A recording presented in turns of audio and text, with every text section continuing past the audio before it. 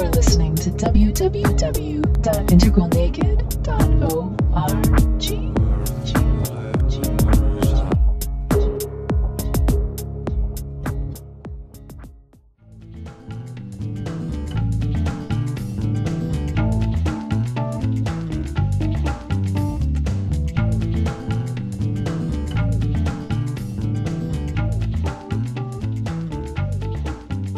It is also the first level who is aware of the power and the prison or bondage of language.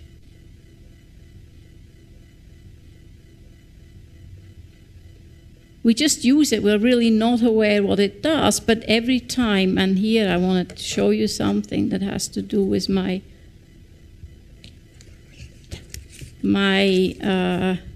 craft. This is, imagine this is the undivided phenomenological continuum. There's nothing yet. Before God created, before Genesis, before anything was differentiated, there was one continuous thing. Then we make one distinction.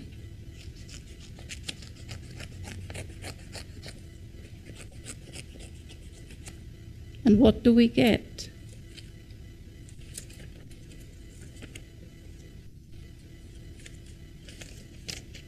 What do I have here? Two hearts. And what else do I have? I have a whole, and I have a negative and a positive, and I have the background. What happens if I change any one of these? They all three change. The whole changes, the positive changes, the negative changes, and the context from which I cut this out, from which I define that out. If you think of the word analytical, means actually cutting out, cutting apart into pieces. When you think of the words we used, definition is a Latin word for definire, putting a fines is a boundary around it. All the words we have for that, demarcation, outlining, have to do with putting a boundary around something that initially did not have it. And it's also where, of course, when you go to later stages and when you read the ancients, the whole idea of dualism and splitting is exactly that. When for the first time you say, from this undivided continuum, I'm going to pick out this pattern and call it this. The idea that growth has to do with differentiation in the personal realm, greater and greater differentiation progressively, so finer and finer distinctions, more and more words. For instance, if you think of a sentiment like sad, how many words do we have for very subtly indicating what sort of sadness we have? In general, we can say the more differentiated a person, or the other way around, the later the stage, the more distinctions a person can make. And again, the more choice there is around that. And eventually there's also choice in reinterpreting what you named. And by saying this is arbitrary, this name, I can name it something else. And that's both a new freedom and a new burden. Because again, another level of security is taken away. Before we agreed that perhaps different cultures have different interpretation of things, but there's still, we can sort of agree, we can come to say, well, this is this or this is that. Here you say there's not even that certainty. Language is much, much more fluid. Things change. If I define one thing just a tiny bit differently, I have a different thing and a different context. You know that again in scientific writing. One of the first steps of, that's not the right expression, order of business is to define your concepts for that precise reason, because otherwise we can't even talk to each other, because you may mean something else with the same word than I mean, and we're talking cross purposes. But the magician is aware of the artificiality of those distinctions. That is new. The other thing is, of course, the polar opposite, that you can't actually talk about light without dark, that you can actually not talk about good without bad, that they're always together. They are the splits, the dualistic splits that we make, and they're always attached to value. And in general, human beings tend to favor the good side, the pleasure, the one side over the other. And with later stage development, transpersonal, there comes a capacity to hold them both consciously as just two sides of the similar same thing. Not to be valued more than the other because they codify in each other. And this sort of stuff is what gets me really excited, and then I'm often aware that other people couldn't care less.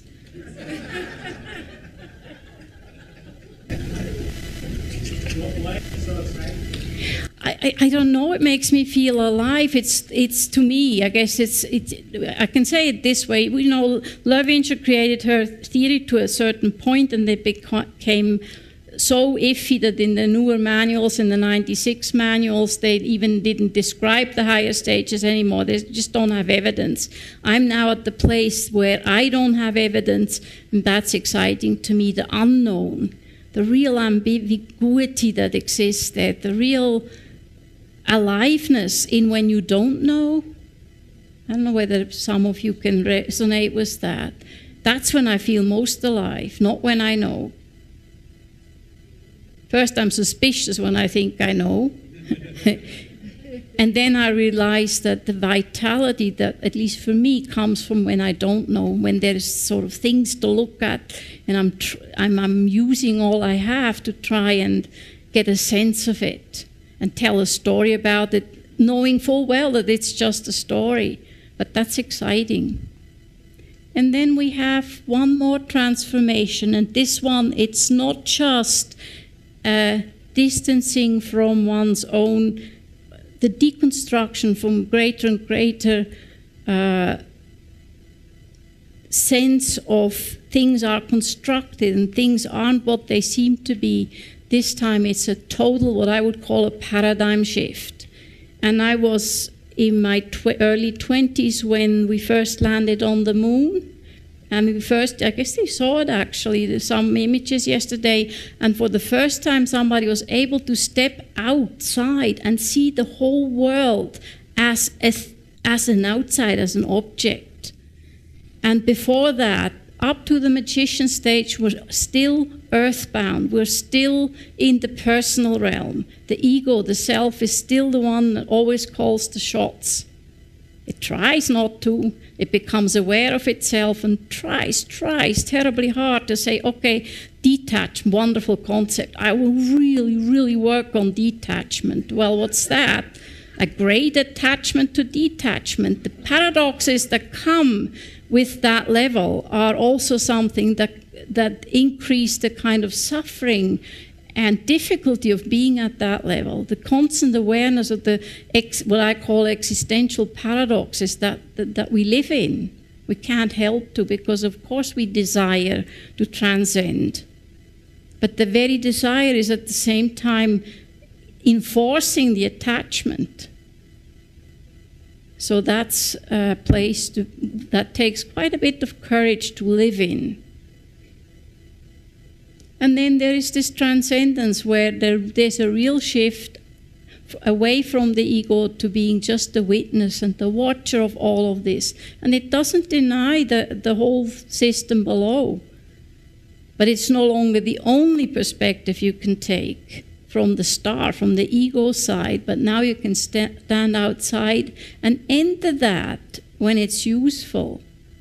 Or not, or stay in the master or in the witness stance if that's the most functional you want to do. And even later you can keep them all at once. You can keep the witness operating while you're doing your daily chores, while you're using your ego for certain purposes. And it you're awake to that, you're aware of that. So in other words, we can say ego development is a theory of increasing self-awareness. That's really its focus. And because everything practically that happens in terms of development in the personal realm is based on language or is mediated by language, the lower left. So we have these two together. They're really not, one cannot imagine one without the other. Even so, the theory focuses on the upper left. The fact that we are social beings and couldn't live without other people, that's part of the constant interchange. I want to just remind you of that. And all the other quadrants, of course, have the influences too. The biologic, just the physical, who we are, makes a difference on how we see the world.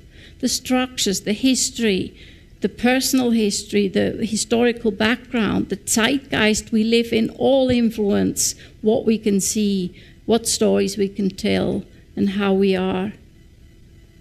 These we discussed already. The increasing differentiation and the notion that polar opposites are two sides of the same coin. And that evaluation is part of what human beings continuously do, continuously favor one side over the other, or most of the time. And that's a trap, and that leads to suffering. It's not the things per se that lead to suffering, it's valuing one of the sides of the two sides more than the other.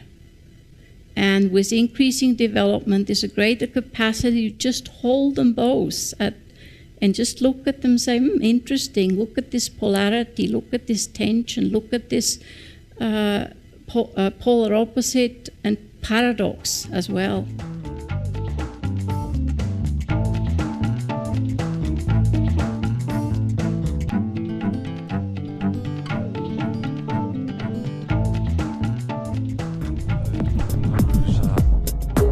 You are listening to www.integralnaked.org.